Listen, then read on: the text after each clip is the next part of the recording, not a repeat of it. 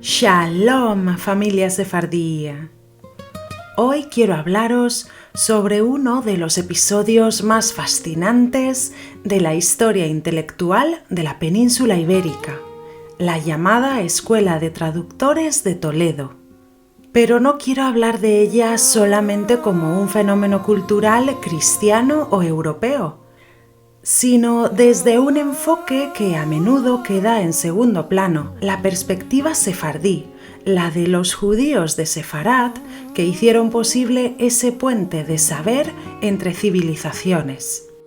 Desde el punto de vista histórico, cuando Toledo fue conquistada por el rey Alfonso VI en el año 1085, la ciudad ya era un centro intelectual de enorme importancia, puesto que durante siglos había formado parte de Al-Ándalus y en ella convivían musulmanes, cristianos y judíos en un marco de coexistencia complejo y jerarquizado. Entre esos judíos existía una élite culta profundamente integrada en la cultura árabe que dominaba no solo el hebreo, sino también el árabe, que era la lengua de la ciencia y la filosofía, y también las lenguas romances que empezaban a consolidarse en los reinos cristianos, mientras el latín seguía siendo la lengua culta y de prestigio escrito. Ese contexto explica por qué Toledo se convirtió en el lugar ideal para un fenómeno extraordinario: la traducción sistemática de obras científicas y filosóficas del árabe al latín y más adelante al castellano. Es importante señalar que, aunque se habla de una escuela de traductores, esta no fue una institución formal con aulas y estatutos como una universidad moderna. Es decir, no existió un espacio físico específico en el que se desarrollara esta actividad traductora, sino que fue un movimiento intelectual. Este ambiente de colaboración fue patrocinado inicialmente por el arzobispo Raimundo de Toledo en el siglo XII y más tarde impulsado con gran energía por el rey Alfonso X el Sabio en el siglo XIII. Aunque en realidad se trata de dos fases distintas dentro de una misma tradición cultural de traducción. ¿Y cuál es el papel de los judíos en este movimiento intelectual? La respuesta es simple y fundamental. Los judíos hispanos fueron actores esenciales en este proceso de transmisión cultural. Muchos de ellos eran trilingües o incluso cuadrilingües. Vivían en un cruce de mundos. Habían heredado la tradición filosófica judía desarrollada en el ámbito islámico, conocían la ciencia árabe y también estaban en contacto con la cultura cristiana. Actuaban como mediadores culturales en el sentido más profundo de la palabra. Y el método de traducción que se utilizaba en Toledo refleja claramente esta realidad.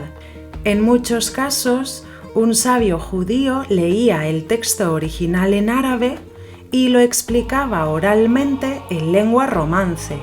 Después, un clérigo cristiano lo vertía al latín. No era una simple traducción literal, sino un proceso complejo de interpretación. En este punto es importante añadir algo que ha señalado la historiografía. Este uso del romance o futura lengua castellana en los talleres de traducción no es casual. El hecho de que los intermediarios judíos utilizaran con frecuencia la lengua vernácula como herramienta de transmisión oral contribuyó indirectamente a su prestigio cultural. No se trataba de una defensa ideológica del castellano frente al latín, sino de una realidad funcional. Era la lengua común de comunicación en un entorno multilingüe. Sin embargo, esta práctica ayudó a consolidar la lengua castellana como lengua válida para la transmisión del saber, algo que sería fundamental en la política cultural de Alfonso X. Tal y como indicó el filólogo e historiador español Ramón Menéndez Pidal, el desarrollo del castellano como lengua de cultura no puede entenderse sin estos espacios de contacto lingüístico y social donde empieza a adquirir prestigio escrito y funcional. En este contexto también conviene recordar las palabras del historiador José Amador de los Ríos, quien afirmaba que los judíos toledanos fueron los principales intermediarios entre la ciencia árabe y la cultura cristiana de Occidente. Y, en la misma línea, Julio Caro Baroja subrayaba que, sin los traductores judíos de Toledo, gran parte de la filosofía y de la ciencia árabe no habría llegado a Europa. Y antes de continuar, por favor, si os está gustando este contenido, recordad suscribiros a mi canal, darle me gusta a este vídeo, comentarlo y compartirlo. De esta forma me ayudáis mucho a llegar a más personas interesadas en la historia judía de España, la historia de Sefarat. También podéis haceros miembros del canal o apoyarme a través de PayPal o Buy Me a Coffee. Muchas gracias siempre por vuestro apoyo y recordad que debemos de estar muy orgullosos de nuestras raíces judeo-españolas. Entre las figuras vinculadas a este ambiente destaca, por ejemplo, Abraham Ibn Daud, filósofo y cronista judío del siglo XII, cuya obra circuló en el entorno intelectual que alimentaba estas traducciones. También debemos recordar a Yehudá ben Moshe HaKohen, médico y astrónomo judío que colaboró estrechamente con Alfonso X en la elaboración de las tablas alfonsíes, fundamentales para la astronomía medieval. Y aunque no trabajó directamente en Toledo en el sentido institucional, la influencia intelectual de pensadores sefardíes como Moshe ben Maimón, conocido como Maimónides, fue esencial en el trasfondo filosófico que circulaba en ese mundo de traducciones. Lo que se traducía en Toledo no eran textos menores, eran las grandes obras de Aristóteles, conservadas, estudiadas y comentadas por filósofos musulmanes como Avicena o Averroes, que ejercieron una profunda influencia sobre la filosofía escolástica. El Canon de Medicina de Avicena, que durante siglos fue una referencia fundamental en las universidades europeas. El Almagesto de Ptolomeo, una de las obras astronómicas más importantes de la antigüedad. Obras de matemáticas y óptica que cambiarían la comprensión del cosmos en Occidente. No es que la Europa occidental hubiese perdido ese saber de forma absoluta, sino que lo había conservado de forma fragmentaria, y gracias a centros como Toledo se produjo una ampliación decisiva del acceso al legado científico griego y árabe. Y en la transmisión de muchas de estas obras participaron traductores y colaboradores judíos que actuaban como intermediarios entre la lengua árabe y las lenguas de la Europa cristiana. Desde el punto de vista sefardí, la escuela de traductores representa uno de los momentos más altos de la participación judía en la cultura europea. No se trataba solo de preservar la tradición propia, sino de contribuir activamente al conocimiento universal. Los judíos de Toledo no eran observadores pasivos, sino protagonistas de una revolución intelectual que influiría en la escolástica medieval y a largo plazo en el Renacimiento. Hoy, cuando visitamos Toledo, no encontramos un edificio que diga «aquí estuvo la escuela de traductores», como si fuera una institución delimitada físicamente, Sin embargo, la huella de aquel mundo sigue presente en la ciudad. El antiguo barrio judío permite imaginar la vida de aquellas comunidades sefardíes que caminaron por sus calles estrechas. La sinagoga del tránsito, hoy convertida en museo, nos recuerda la riqueza cultural y espiritual del judaísmo toledano. También la sinagoga de Santa María la Blanca, con su arquitectura que refleja la interacción de estilos, es testimonio material de aquella convivencia compleja. La Escuela de Traductores fue posible porque Toledo era un espacio de contacto.